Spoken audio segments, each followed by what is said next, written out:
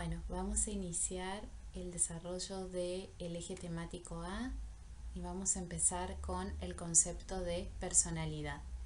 Esta es la parte 1 del eje temático A, es la primera clase, por lo cual le he puesto parte 1 para que lo podamos identificar. En esta clase vamos a ver a qué entendemos cuando hablamos de personalidad. La personalidad, según distintos autores, es el resultado de la articulación dinámica de los aspectos psicológicos, y cuando hablamos de aspectos psicológicos nos referimos a intelectuales, todo lo que tenga que ver con la inteligencia, afectivos, cognitivos. Cuando me refiero a afectivos me refiero a las emociones, cuando me refiero a los cognitivos estoy puntualizando en aspectos que tienen que ver con la memoria, la atención, y aspectos pulsionales que tienen que ver a grandes rasgos, luego lo vamos a profundizar, con los instintos. Y también la articulación dinámica de los aspectos psicológicos, biológicos, es decir, todo lo que tenga que ver con la fisiología y la morfología de nuestro cuerpo, característicos de cada persona y que le distinguen de otras personas. Es decir, que de alguna manera lo que tenemos que tener en cuenta es que la personalidad es el resultado de una articulación entre lo psicológico y lo biológico, pero esta articulación es singular y característica a cada uno de nosotros y es lo que nos hace diferente a otros. Según Allport, que es un autor que ha desarrollado mucho material teórico sobre la personalidad, la refiere como la organización dinámica en el interior del individuo de sistemas psicofísicos que determinan su conducta y su pensamiento característicos. Cuando hablamos de organización dinámica estamos justamente hablando de lo que refería anteriormente con articulación. Organización de los aspectos internos, de los aspectos psicológicos, biológicos, psicofísicos, refiere Allport, pero también es importante tener en cuenta la palabra dinámico, es decir, esto se refiere a que a lo largo del desarrollo, de alguna manera, la articulación de estos aspectos se va realizando o se va modificando hasta que toma una estructura final. Pero esta estructura no es, o no debería serlo, rígida. La estructura de la personalidad o la personalidad en sí, las características, lo esperable es que sea flexible para poder adaptarse a las distintas situaciones del medio, que eso dependerá de la etapa vital de la persona, del medio social en el que vive, y por supuesto de situaciones accidentales que le puedan suceder a la persona a lo largo de su vida, por lo cual es esperable que sea una organización dinámica. Y de alguna manera esta organización dinámica determina la conducta y el pensamiento característico de cada uno de nosotros. Justamente la personalidad, teniendo en cuenta el concepto de Allport, la entendemos como una organización dinámica. En primer punto es que es algo interno. Es decir, no es de apariencia externa. ¿Con qué me refiero a esto? Que cuando hablamos de una organización dinámica de aspectos psicofísicos, aspectos psicológicos y aspectos biológicos de cada uno de nosotros, me estoy refiriendo a una organización que es interna, que lo podemos ver a partir de la conducta de la persona, pero para poder valorarla, para poder observarla en su detalle, necesitaríamos determinados instrumentos como una entrevista en profundidad o varias entrevistas en profundidad para poder observarla. Sí observamos algunos aspectos de esta organización interna, que es a partir de la conducta.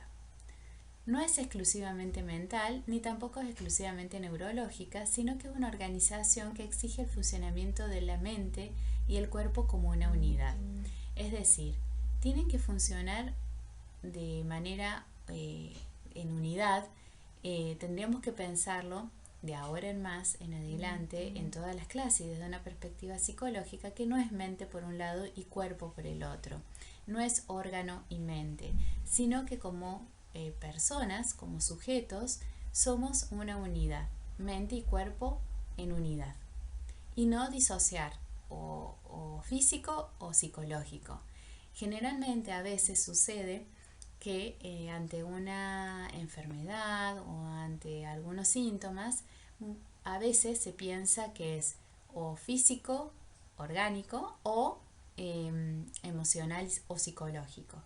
Y no es una cosa o la otra. Siempre en cada síntoma, que es lo que estoy hablando ahora, en cada síntoma de alguna enfermedad, siempre hay de ambos aspectos. Puede haber a predominio de orgánico o a predominio de emocional, psicológico. Pero generalmente tenemos que entender que somos una unidad, ni lo uno o lo otro, sino que no son categorías excluyentes, sino que siempre tenemos que pensar ante una enfermedad a predominio de síntomas orgánicos, qué de emocional hay en esos síntomas, qué de emocional ha puesto la persona en esos síntomas. Opuestamente, cuando encontramos una psicopatología, predominio de aspectos psicológicos o un trastorno en la salud mental, tenemos que pensar también cuánto de compromiso orgánico hay en esta enfermedad. Los sistemas psicológicos son tendencias determinantes que dirigen y motivan la acción. ¿Qué quiere decir esto? Que estas organizaciones de la personalidad, que cada uno tendrá sus características, de alguna manera determinan tendencias a la acción. Es decir, teniendo en cuenta, por ejemplo, las características de una persona, de alguna manera podemos prever o podemos intuir cómo actuará ante determinada situación. Porque teniendo en cuenta la organización que presente su personalidad, este tipo de organización de los aspectos internos, emocionales, cognitivos y fisiológicos, de alguna manera determinan y motivan su comportamiento ante determinadas situaciones. La conducta y el pensamiento son característicos de cada individuo y en ellos se refleja su adaptación al ambiente a la vez que son formas de acción sobre él. ¿A qué se refiere esto? Que volvemos de nuevo al concepto de singularidad, que la conducta y el pensamiento y la articulación entre el pensamiento y la conducta son singulares a cada persona. De esta manera se refleja la adaptación al ambiente, es decir, su conducta hacia situaciones que el ambiente le plantea. Y esta conducta es producto de cómo ha interpretado esta situación del ambiente, qué ha pensado sobre esta situación del ambiente. Entonces, es el pensamiento articulado con la conducta para responder a la adaptación al ambiente. Y a la vez, también el ambiente actúa sobre la conducta y el pensamiento de cada uno de nosotros, lo cual va generando esta organización dinámica, estos cambios para la adaptación al ambiente. También dentro de esta organización dinámica que es la personalidad encontramos distintos sistemas. Por ejemplo, costumbres, sentimientos, rasgos de personalidad, creencias de cada uno de nosotros, expectativas, estilos de conducta, constitución física, sistema glandular y el sistema nervioso. Este tipo de sistemas, para llamarlo de alguna manera, nos da una descripción de cuáles serían los aspectos que están articulados en la organización dinámica que es la personalidad. La personalidad designa justamente lo que es único y singular a cada uno de nosotros, que es lo que nos distingue de los demás. Cuando hablamos de personalidad hablamos justamente de esto, lo que nos distingue de otros, lo que nos hace únicos. Implica una previsibilidad sobre cómo actuará cada uno de nosotros, cómo reaccionaremos ante distintas circunstancias, teniendo en cuenta las características más predominantes de la personalidad de una persona, podemos prever de alguna manera cómo puede reaccionar ante distintas circunstancias. La personalidad es el sello psicológico exclusivo de cada uno de nosotros y caracteriza nuestro patrón individual de pensamientos, sentimientos y conductas ante distintas situaciones. Cuando hablamos de génesis hablamos de ver de qué manera se conforma, cómo nace la personalidad. Y los distintos autores plantean que hay elementos de origen hereditario y elementos de origen ambiental. Cuando hablamos de origen hereditario, hablamos de los aspectos que se heredan y que proporciona, por ejemplo, la constitución física, la dotación genética, que de alguna manera son aspectos mediante los cuales se determina cómo captamos el mundo y respondemos ante él. Estos elementos son con los que, por decirlo de alguna manera, el dispositivo con el que nacemos, que heredamos de nuestros ancestros, de nuestras familias de origen, y que nos dan este dispositivo para de alguna manera captar o percibir cómo es el mundo y poder responder ante él. A su vez tenemos elementos de origen ambiental, que esto tiene que ver con proporcionar elementos de interpretación, pautas para dar significado a los estímulos y determinar una forma de respuesta. Es decir, el ambiente, cuando me refiero a ambiente me refiero al primer ambiente más significativo, que es la familia, pero también está la escuela, la comunidad, el barrio, la sociedad, en la que estamos, los aspectos políticos, económicos en los que estamos inmersos.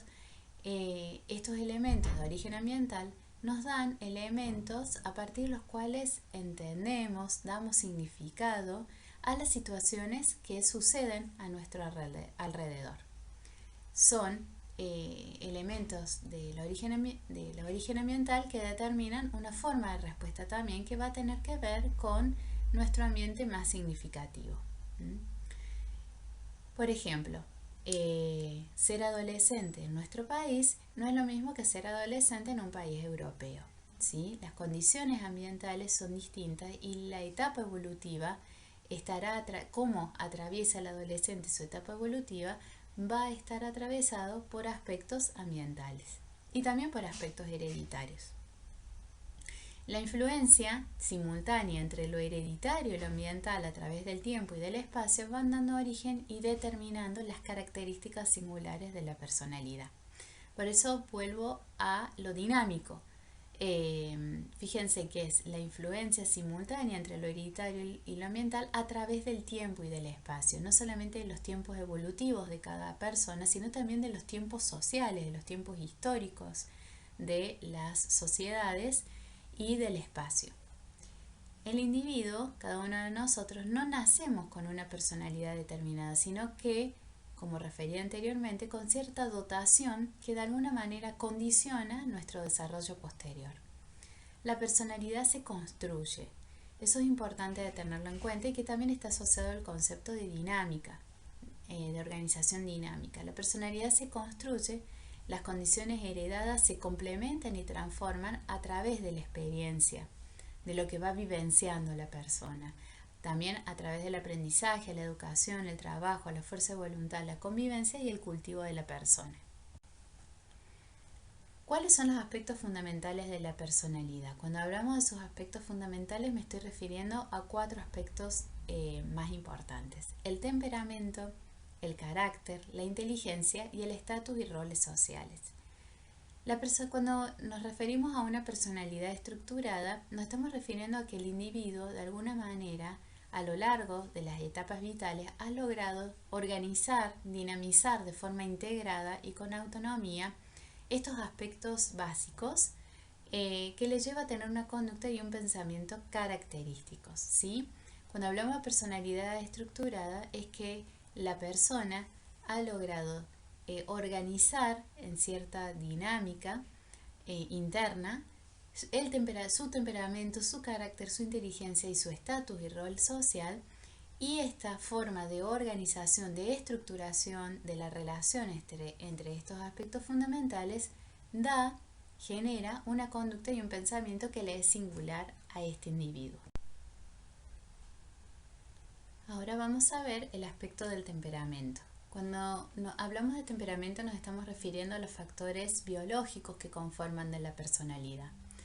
Y dentro de los aspectos biológicos encontramos la constitución física de cada uno de nosotros y los factores que son hereditarios también y que hacen a la constitución física.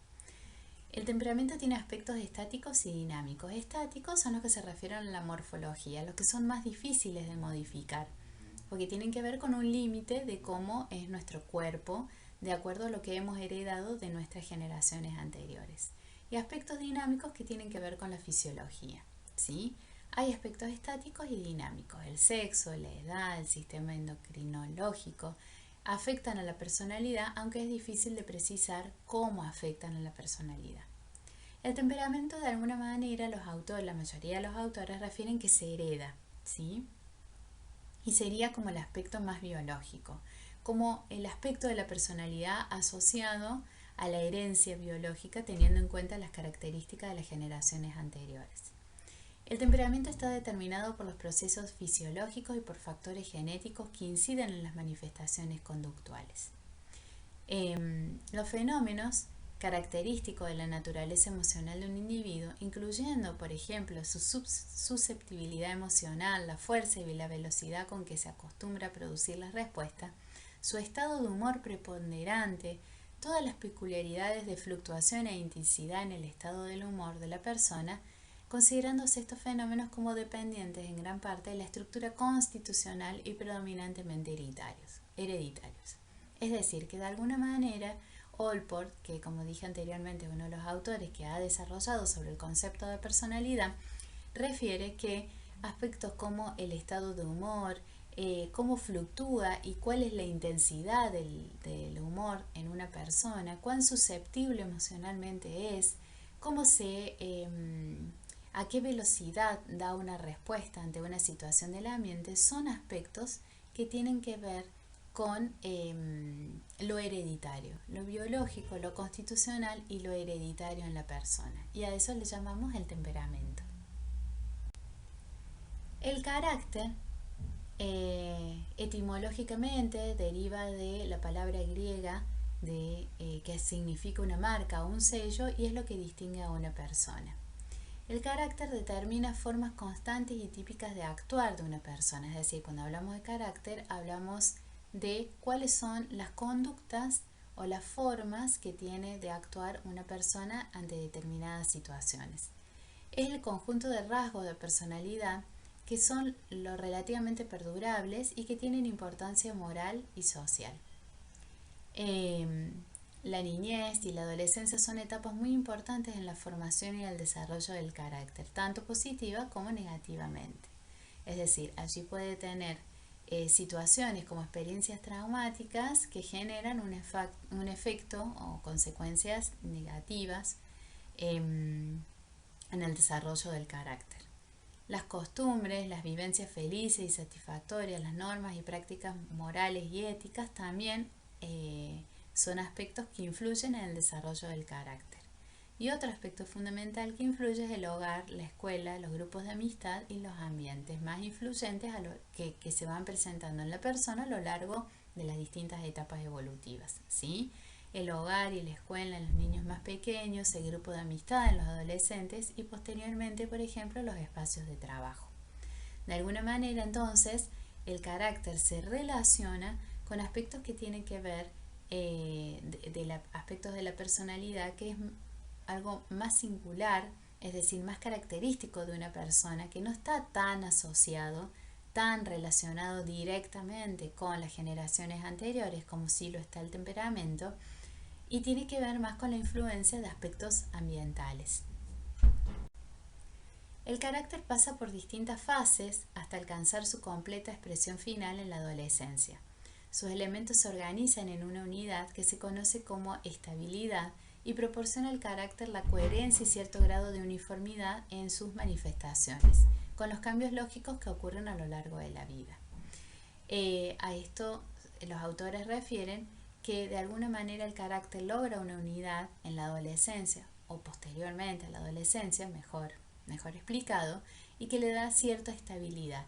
Cuando hablamos de esto es cómo responde la persona ante situaciones del ambiente, por más que sean diferentes situaciones, si hay cierta característica, cierto rasgo característico de cada uno de nosotros para responder a situaciones del ambiente. Algunos pueden tener un carácter más explosivo, más reactivo, otros pueden tener un carácter más introvertido y van a ser este rasgo predominante de cada persona lo que va a caracterizar cómo reacciona ante situaciones del ambiente. En el carácter intervienen funciones psíquicas, así como la acción del ambiente. Cuando me refiero a funciones psíquicas me estoy refiriendo la memoria, a la atención, al control de los impulsos, al tipo de pensamiento predominante, qué ideas piensa generalmente la persona, si es una persona que es dramática, que dramatiza todo, una persona que piensa de una manera más tranquila, por ejemplo, buscando respuestas más realistas, ¿sí? A partir de estos elementos del carácter se desarrollan los factores individuales que conforman un modo particular de reaccionar y de enfrentar las situaciones que la vida va presentando a una persona. La inteligencia es otro de los aspectos fundamentales que hacen a la personalidad. ¿Qué entendemos? ¿Qué elementos componen la inteligencia? La capacidad de aprendizaje, la capacidad de adaptación a situaciones nuevas, la capacidad de solucionar los problemas, la capacidad de proponerse fines o metas que sean realistas y la capacidad de valoración y autocrítica de cuáles son mis posibilidades y cuáles son las limitaciones de cada uno de nosotros. Según Gardner, que ha sido un autor que ha estudiado mucho la inteligencia, la inteligencia es la capacidad de comprender el entorno, el medio y utilizar ese conocimiento para determinar la mejor manera de conseguir objetivos concretos. Es una forma de interactuar con el mundo externo. Cuando hablamos de inteligencia, ¿qué habilidades incluye? El control de los impulsos, la autoconciencia sobre cuáles son mis posibilidades y mis limitaciones, la motivación, el entusiasmo, la perseverancia, la empatía y la agilidad mental. De alguna manera, todas estas habilidades configuran rasgos del carácter como, por ejemplo, la autodisciplina, la compasión por el otro o el altruismo, la capacidad de ponerse en el lugar del otro y de pensar en el otro, y que son rasgos de carácter que resultan indispensables justamente para una buena y creativa adaptación social. Es decir, tengamos en cuenta que nosotros no estamos solos, sino que tenemos que convivir con otras personas y es saludable convivir con otras personas siempre que se tengan estas habilidades asociadas a la inteligencia. Cuando hablamos de otro de los elementos de la personalidad, el estatus y roles sociales, se relaciona que la personalidad de un individuo se haya condicionada por justamente estos dos aspectos, el rol y el estatus que ocupa en la sociedad. Por ejemplo, en personas que tienen puestos ejecutivos, de alguna manera la sociedad le exige determinado comportamiento, que presente cierto tipo de relaciones, por ejemplo, y que tenga ciertas características como usar un auto lujoso, tener chofer, etc. De alguna manera hay perspectivas sobre una persona que está ocupando una posición, un estatus de alta jerarquía. ¿Cuál es la diferencia entre estatus y rol? Estatus se refiere a la posición o situación de una persona en la jerarquía de prestigio de un grupo y que en un momento determinado le será respetado, ¿sí? Cuando hablamos de estatus hablamos del conjunto de consideraciones otorgadas al puesto que un individuo desempeña. Es decir, no son consideraciones que se otorgan al individuo por los valores que presenta, sino que se le da al individuo por ocupar determinado puesto o posicionamiento en un grupo social. Cuando hablamos de rol, el rol refiere a la estructura de necesidades, objetivos, creencias, sentimientos, actitudes, valores, conductas que los miembros de una comunidad esperan que debe caracterizar al ocupante de una posición. Es decir, cuando hablamos de rol, son todos estos aspectos, las necesidades, los objetivos, las creencias, los sentimientos, las actitudes, los valores y las conductas que debe presentar una persona que ocupa un posicionamiento en la sociedad. Cuando hablamos de estatus y roles sociales, hablamos de que a veces justamente el estatus y los roles sociales pueden generar conflictos a nivel personal en cada persona cuando las características de un individuo no se acomodan a las exigencias del estatus, es decir, no se acomoda a lo que se espera de esta persona que está ocupando una determinada posición en el grupo social. El rol profesional, por ejemplo, está moldeado por la personalidad, ya que cada individuo desempeña un papel social que le corresponde imprimiéndole sus características personales. Entonces siempre va a haber un interjuego entre lo que espera la sociedad a partir del estatus y rol social que ocupamos cada uno de nosotros y lo que cada uno de nosotros le demos de singular a este estatus y rol social. Hay una interrelación mutua entre el estatus y el rol que exigen un comportamiento determinado del individuo y este, a su vez, imprime ciertas características de su personalidad a su actuación.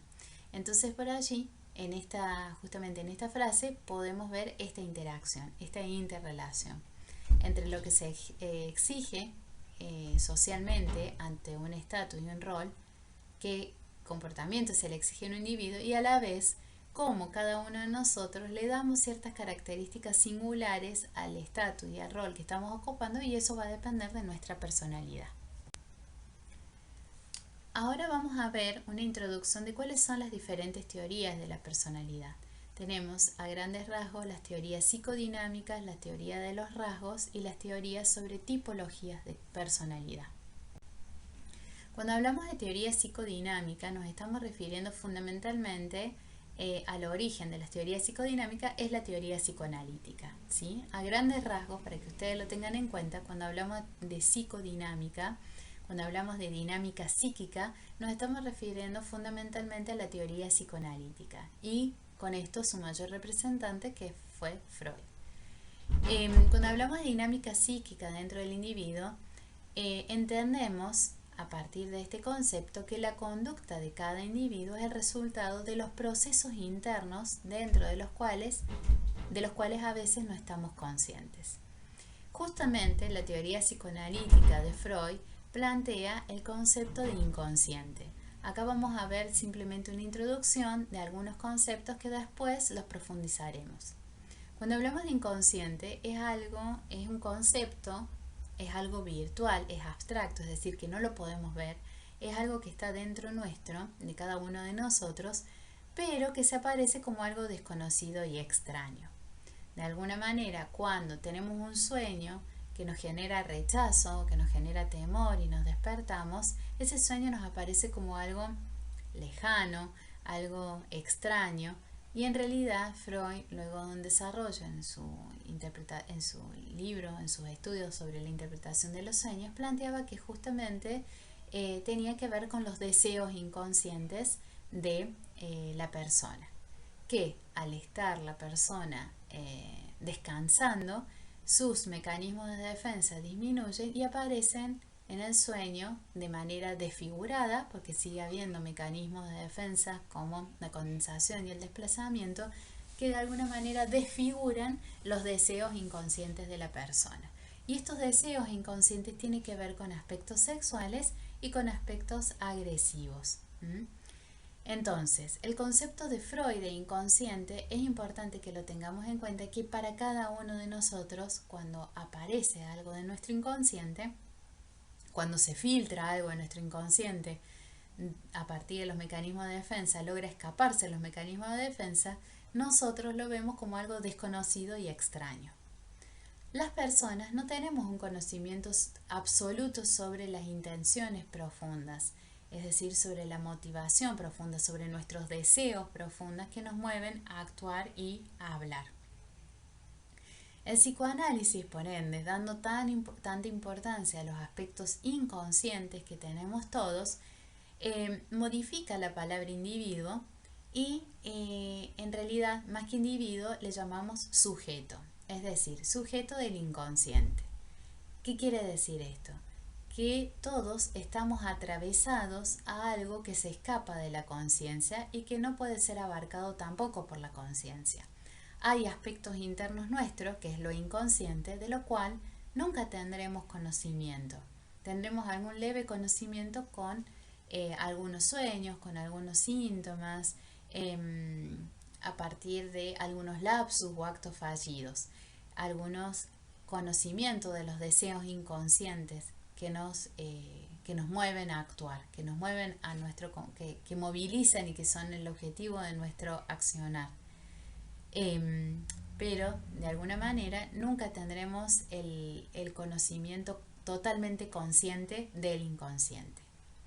Entonces lo que plantea Freud es que hay una parte de nosotros mismos que no conocemos, y ese fue un aspecto paradigmático en su planteamiento teórico. La conciencia será insuficiente para explicar todo el acontecer subjetivo de una persona. El inconsciente humano, porque quienes presentamos este tipo de organización psíquica de inconsciente y consciente somos los humanos, el inconsciente humano es inteligente, tiene inteligencia en el sentido de que es dinámico y que tiene una lógica diferente a la lógica de la conciencia. Ya lo vamos a ver, ya lo vamos a estudiar. La personalidad de alguna manera está enraizada, tiene sus raíces en la dinámica del inconsciente. Es decir, todas nuestras ideas, pensamientos, sentimientos de los que normalmente no tenemos conciencia. El inconsciente es una dimensión de lo psíquico y está muy diferenciado de lo que es la conciencia, aunque está relacionada con ella. Si bien son justamente lo opuesto, por ejemplo, la conciencia tiene una lógica de pensamiento de causa y efecto, el inconsciente no tiene esta lógica, es alógico, no tiene una lógica de causa y efecto. Tiene otra lógica, que es atemporal, es decir, en el inconsciente hay una mezcla de recuerdos, de fantasías, de imágenes de mi infancia con mi presente, y todo esto está mezclado. No hay una organización temporal ni una organización lógica, ¿sí? Por ejemplo, el sueño que es un producto del inconsciente, ustedes cuando sueñan verán que hay personas de su pasado, personas de su presente, que están todas mezcladas, y es atemporal, es decir, puede ser que esté en mi casa de mi infancia, pero con personas con las que me relaciono actualmente. Entonces el inconsciente tiene una lógica totalmente distinta a la lógica de la conciencia, pero están relacionados. Ya lo veremos más adelante. El inconsciente es una dimensión de lo psíquico radicalmente diferenciada de la conciencia, aunque vinculada con ella. Las pulsiones sexuales y agresivas son las fuerzas primarias del inconsciente que rigen la conducta humana. Cuando hablo de pulsiones me estoy diferenciando de lo que son impulsos. Estoy hablando de pulsiones, es decir, aquello que pulsa, aquello que moviliza, que es el motor del aparato psíquico, son las pulsiones sexuales y agresivas. Con ello me refiero a las pulsiones, a esa energía que pulsa, tanto entendiéndose pulsiones sexuales en el sentido de sexualidad ampliada, es decir, no solamente de relaciones sexuales, sino también de sexualidad ampliada, es decir, todo lo que tenga que ver con lo afectivo, con el vincularse con otros, con la ternura, todo esto tiene que ver con la sexualidad ampliada y no no estoy focalizando con este concepto en las relaciones sexuales, en el acto sexual, sino que justamente el concepto de sexualidad ampliada y de pulsiones sexuales implica también tener en cuenta todo lo que son los vínculos amorosos. Esos vínculos, por ejemplo, en la temprana infancia, tan intensos con la figura materna, con la figura paterna, los celos tan intensos con los hermanos, tiene que ver con pulsiones sexuales y también con las pulsiones agresivas, que tiene que ver con esto de dañar, esto de la agresividad interna.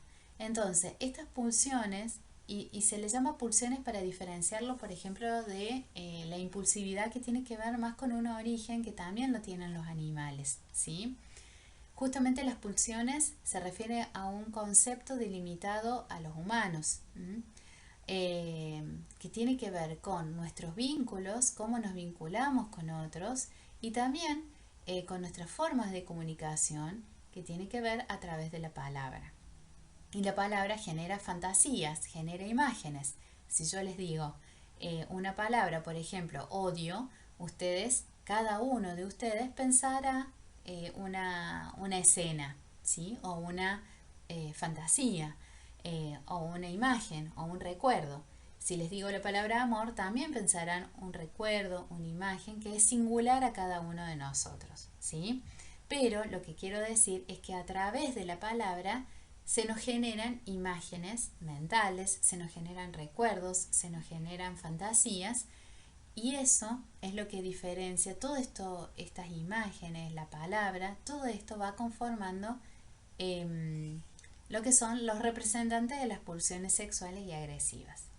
Estas pulsiones sexuales y agresivas, que sería la energía sexual, hablando en sexualidad ampliada, y la energía agresiva, son justamente esa energía lo que con sus fantasías, sus escenas, sus imágenes mentales, lo que pulsa, lo que es el motor que da fuerza a lo inconsciente y a su vez a la conducta, es decir, a lo que motiva la conducta de cada uno de nosotros.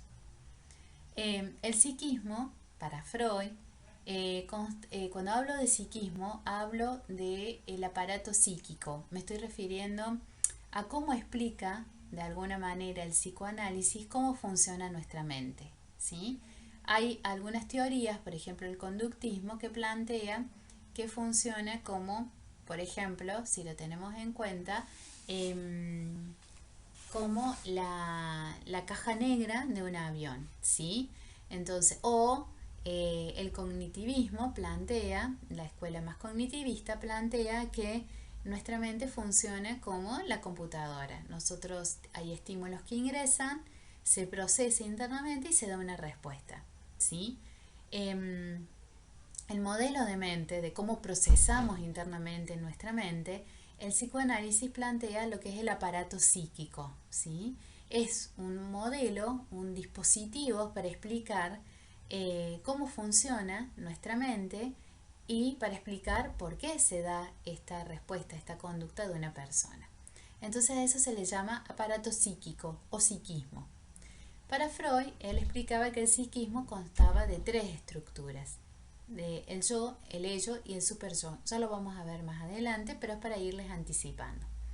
Y también que el psiquismo, nuestro aparato psíquico, se desarrolla en determinadas fases evolutivas: la fase oral, anal y fálica, y posteriormente viene el periodo de latencia y la genitalidad finalmente. Y es a través de esta fase del desarrollo evolutivo a través de las cuales se verifica el desarrollo psicosexual de una persona. Estos son conceptos que los vamos a ver más adelante, simplemente estoy dando una introducción para que puedan tener en cuenta de qué manera explican las teorías psicodinámicas el desarrollo de la personalidad. Otra de las teorías que tratan de explicar la personalidad es la teoría de los rasgos, y se entiende por rasgo una disposición psicológica, es decir, una predisposición a reaccionar psicológicamente, a dar una respuesta, una conducta de una manera distintiva, de una manera singular. Entonces, cuando hablamos de rasgos es algo disposicional, ¿sí? Es un atributo funcional relativamente persistente, es decir, que persiste en la persona y que inclina a la persona hacia cierto tipo de respuestas o hacia cierta clase de situaciones. La evaluación de los aspectos cognitivos y afectivos, cuando hablamos de cognitivos me refiero al pensamiento, a la memoria, a la atención, y de los aspectos afectivos, por ejemplo, la evaluación de estos dos aspectos por cuestionarios o test de personalidad permiten, tras un aspecto, una valoración cuantitativa, hacer una descripción de la personalidad sobre la base de unos rasgos establecidos. En esta teoría de los rasgos hay muchos test y hay muchos cuestionarios psicológicos que nos permiten cuantitativamente poder hacer una descripción hacia qué tipo de rasgo predominante presenta una persona. Cada individuo posee una constelación de rasgos, una correlación de rasgos de la personalidad que pueden ser inferidos también a partir de su comportamiento. Como habíamos visto en la presentación de la materia, la psicología estudia el comportamiento de una persona, ¿sí?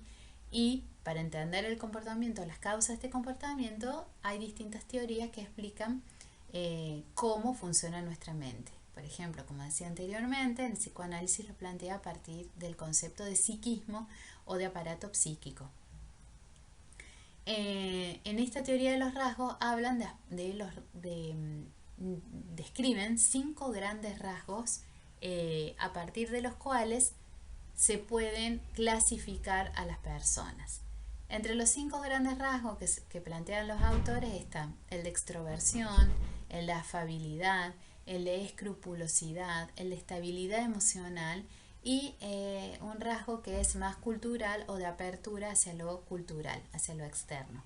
Estos rasgos parecen ser universales en las diversas culturas según los autores, y algunas investigaciones indican que en parte pueden también tener un origen fisiológico. Aquí tenemos las distintas características, no sé si se llega a ver algo, pero las distintas características que incluyen cada uno de estos grandes rasgos o dimensiones de la personalidad, ¿sí? Se les llama Big Five porque serían 5 grandes rasgos. Entonces encontramos extroversión, que son personas que tienen puntuaciones altas en los test en determinadas conductas, por ejemplo, que son muy expresivos, que son muy despreocupados, que son de alguna manera más asertivos, etcétera, ¿sí? Después encontramos el rasgo de afabilidad, que son personas que tienen puntuaciones altas en los test cuando son condescendientes, cuando son comprensivos, cuando son indulgentes, cuando son flexibles, modestos, etcétera. Y encontramos, así como encontramos en estos rasgos, también en los otros se puede ver en cada categoría cuáles son las características que predominan en cada uno de las personas de acuerdo a el rasgo, ¿sí? Y qué características, estas características que incluye cada una de estas dimensiones o rasgos, son las que se han observado con altas puntuaciones en las personas al ser evaluadas por los test. Estas son teorías descriptivas, es decir, dan una clasificación de las personalidades. El tema, el punto, es que tampoco explican la causalidad de por qué una persona es así, ¿sí? Simplemente describe cuáles son las características y en qué grupo de rasgos de personalidad se la pueden incluir. La otra teoría que había explicado sobre la personalidad o que desarrolla sobre la personalidad son las teorías de las tipologías. La referencia que tienen son los distintos aspectos en que diferencia la percepción de las personas.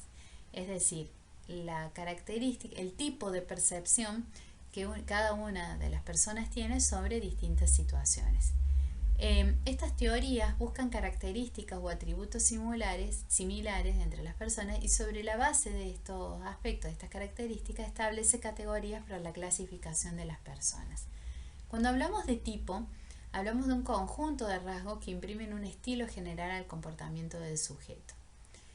Según el aspecto que se valore, las tipologías pueden ser o morfológicas, o fisiológicas, o psicológicas, o mixtas. ¿Cuál es la dificultad de pensar en tipologías? La dificultad es que cada individuo tiene su propia estructura de personalidad distinta a la de cualquier otro, aunque tenga algunas características semejantes. Por eso es frecuente que una persona posea características de diferentes tipos, es decir, lo más saludable y lo más esperable es que una persona no esté dentro de un tipo, sino de varias tipologías de la personalidad. Entonces eso dificulta justamente la clasificación de tipos de personalidad. La diferencia entre tipo y rasgo es importante que la tengamos en cuenta, ya que el rasgo sigue criterios analíticos para definir la personalidad. En lugar de englobar al individuo, lo muestran sus diferentes características y por ello sirve mejor para definir la personalidad. Es decir, que el tipo, la tipología de personalidad, hace como una clasificación y una descripción muy taxativa, muy rígida, de distintos tipos, grandes tipos de personalidad,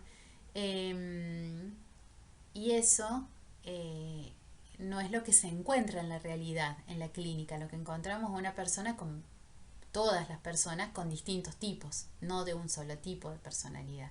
En cambio, el rasgo, teniendo en cuenta el concepto de rasgo, de alguna manera permite englobar a la persona sus distintas características, entonces es más abarcativo, es decir, las clasificaciones de los rasgos, los 5 grandes rasgos de personalidad, por ejemplo, son más abarcativos. Entonces se puede ver en las personas cierto predominio hacia determinado rasgo, no así con los tipos de personalidad, que son categorías más taxativas y que es difícil encontrar en la realidad, en la clínica, una persona que pertenezca a un tipo. Generalmente todas las personas tenemos distintos tipos de personalidad. Entonces, teniendo en cuenta esta diferencia, es más cercano a cómo se presenta en la realidad, a cómo se presenta en la clínica las teorías de personalidad asociado a los rasgos de personalidad.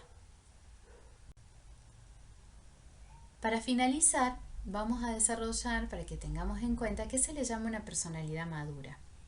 Como hemos visto anteriormente en las anteriores diapositivas, todos tenemos la dotación base, es decir, lo que heredamos, para lo que genéticamente heredamos, una dotación base para construir nuestra personalidad y que en el proceso de su desarrollo también intervienen no solamente los aspectos heredados, sino también y fundamentalmente lo ambiental. La meta del desarrollo de la personalidad es justamente lograr una personalidad madura. Vamos a ver cuáles son los rasgos, de qué hablamos cuando hablamos de personalidad madura, qué rasgos la caracterizan. Encontramos estabilidad emocional, conocimiento de sí mismo, capacidad de autoevaluación, capacidad de decisión, capacidad de aceptar riesgos y responsabilidades, autonomía de la persona, fuerza de voluntad, capacidad de esfuerzo, capacidad de convivencia y autenticidad. Vamos a desarrollar cada uno de estos elementos de una personalidad madura. Un aspecto fundamental es la estabilidad emocional. Para hablar de madurez tenemos que relacionarlo con estabilidad emocional. ¿A qué nos referimos con estabilidad emocional? A la integración de la personalidad de aspectos como los instintos, los impulsos, las pulsiones, las tendencias, las necesidades, las emociones, los sentimientos, las vivencias, las acciones con el pensamiento y la voluntad. De alguna manera, esta integración permite a la persona reaccionar ante los distintos estímulos de una manera estable y autónoma, determinado no por aspectos impulsivos, sino por elementos rectores de su personalidad bien integrada. ¿Qué quiere decir esto? Que no es una persona que presenta de alguna manera cambios tan notables o cambios tan polarizados en sus formas de respuesta ante determinadas situaciones. Es decir, la estabilidad emocional implica que la persona, aunque fueran distintas las situaciones del ambiente, que el ambiente le plantea para reaccionar, aunque sean muy opuestas o muy distintas a estas situaciones, la persona, al presentar estabilidad emocional, va a reaccionar con cierta estabilidad, con cierto rasgo característico de su personalidad, ¿sí? Y de alguna manera esta conducta que predomina nos está dando cuenta que hay una integración de todos los aspectos de la personalidad, una integración que da cuenta de la madurez. Es decir, si ante una situación determinada la persona un día reacciona de manera agresiva y el otro día reacciona de una manera más de orden de tristeza, de angustia, depresivo, eso nos llamaría la atención por la polaridad, es decir, por la tan distinta y tanta distancia entre las reacciones que han tenido ante una misma situación. De alguna manera no permite una previsión, no nos permite prever cómo puede reaccionar una persona ante la situación, lo cual es más riesgoso para la persona. La inestabilidad emocional las observamos en cuadros graves o delicados de salud mental. De alguna manera son personas que son imprevisibles en sus reacciones y que ante una situación que para la mayoría de la población, por más que cada uno de nosotros tengamos un pensamiento singular y una personalidad singular, si es una situación ante la cual la mayoría de la población reaccionaría de una manera determinada, con las personas de inestabilidad emocional no sabemos cómo va a reaccionar, entonces genera mayor riesgo. Entonces, la estabilidad emocional es uno de los aspectos más importantes para la personalidad madura, que de alguna manera nos está mostrando la integración de los aspectos instintivos, de los impulsos, de las necesidades, de las emociones, de las vivencias que ha tenido la persona a lo largo de su vida y sus acciones con el pensamiento y la voluntad.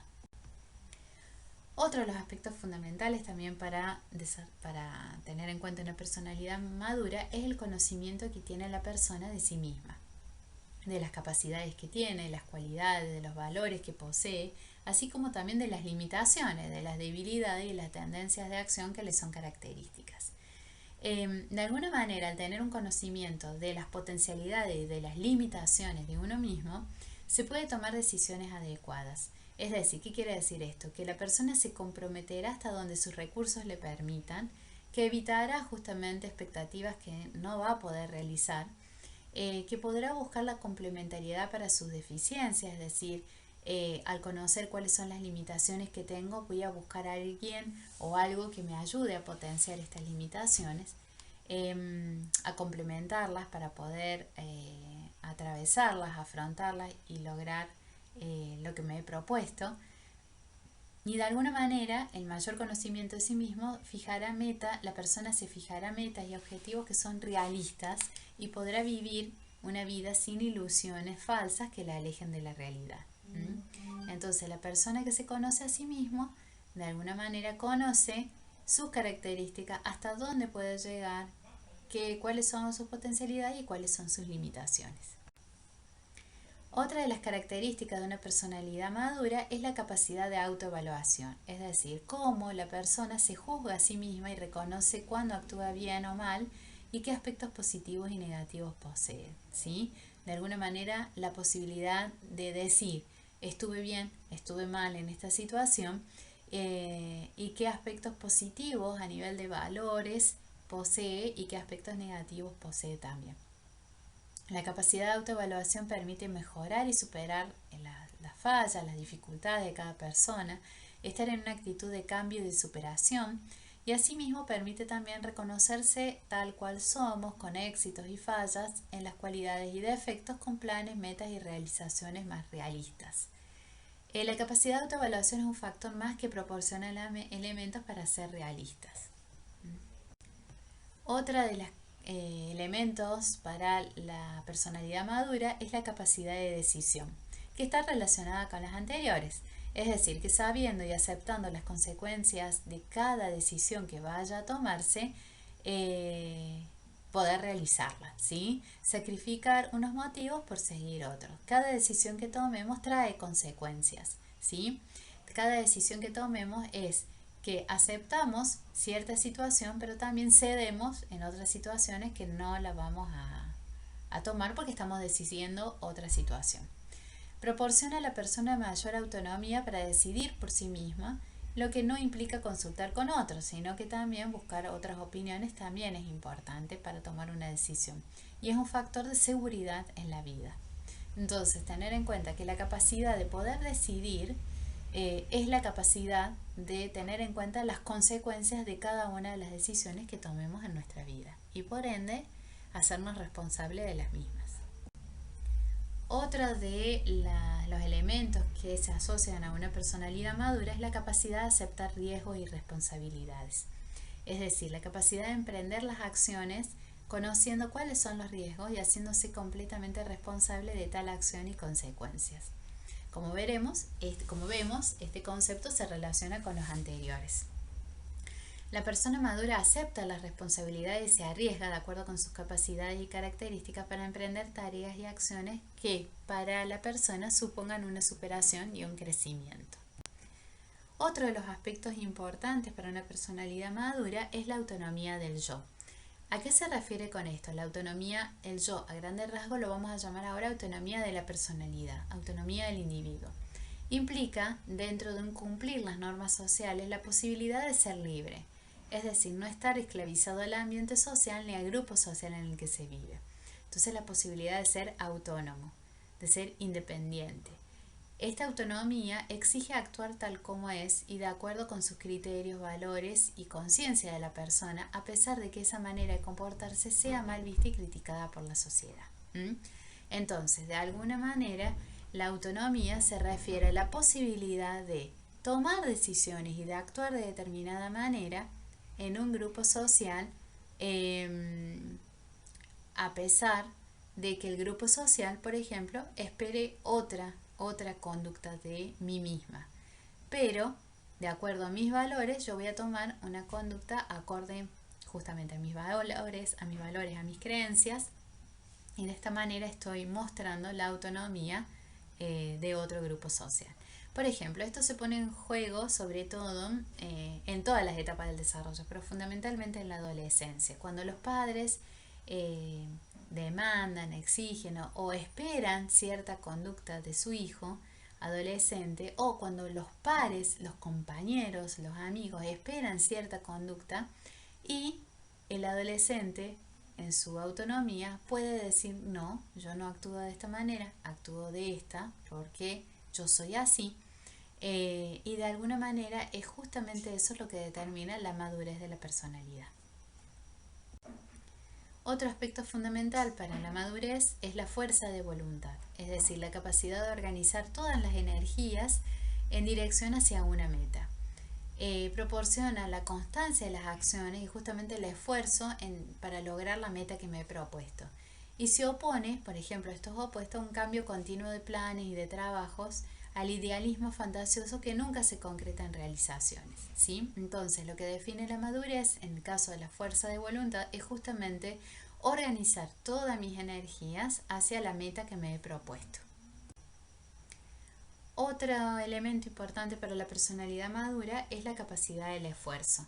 También asociada al anterior es la voluntad de querer, es decir, la acción continuada y esforzada para lograr un objetivo o cumplir una acción. El factor que permitirá alcanzar las metas difíciles o que se logran a largo plazo, esta capacidad de esfuerzo. Permite superar justamente las satisfacciones que son inmediatas para lograr objetivos con una recompensa a largo plazo, ¿sí? Esta capacidad de espera también. La capacidad de esfuerzo se asocia a la capacidad de espera. Y asimismo proporciona una permanencia en la acción y en el compromiso de esfuerzo para cumplirla. Otro aspecto que se relaciona con la personalidad madura es la capacidad de convivencia, es decir, la capacidad de tener en cuenta las necesidades no solamente mías, sino también de los otros con los cuales convivo, de los otros que son significativos emocionalmente para mí. Esta capacidad exige que se haya desarrollado la idea de convivir, que se aprecien los demás valores, cualidades y aportes necesarios para la construcción de una sociedad, y también implica la capacidad de superar el egoísmo propio de cada uno. La capacidad de convivencia es una condición indispensable para poder llegar a relacionarse de manera afectiva con otros y poder sentir la necesidad del esfuerzo personal en la construcción del bienestar con los demás. Otro aspecto fundamental es la autenticidad. Cuando me refiero a autenticidad es justamente la posibilidad de adoptar valores, normas de vida, ideales que se creen mejores en relación con las motivaciones y actuar consecuentemente con ellos. Es decir, adoptar valores que son singulares, normas, pautas, ideales que son singulares a mí mismo. Y a pesar de todas las deficiencias o dificultades en la acción, de alguna manera la persona tratará de identificarse con su forma de concebir cómo es la vida humana, qué valores darle a la vida humana, y a partir de allí se determina la autenticidad. La autenticidad refuerza la autonomía y permite la libertad, aún viviendo intensamente realidades sociales propias del ambiente de trabajo y de convivencia, ¿sí? De alguna manera, ser auténtico, ser leal, por decirlo de alguna manera, a mis normas, a mis ideales, a mis valores, permite justamente la autonomía y la libertad. Bien, y esta es la bibliografía referente a el desarrollo de esta primera parte del eje temático A. Ahora vamos a ver, posteriormente vamos a empezar a estudiar cuáles son las teorías que han desarrollado sobre las etapas evolutivas, de qué manera han considerado distintas teorías y distintos autores el desarrollo psicológico de la personalidad. Nos vemos o nos encontramos en la próxima clase.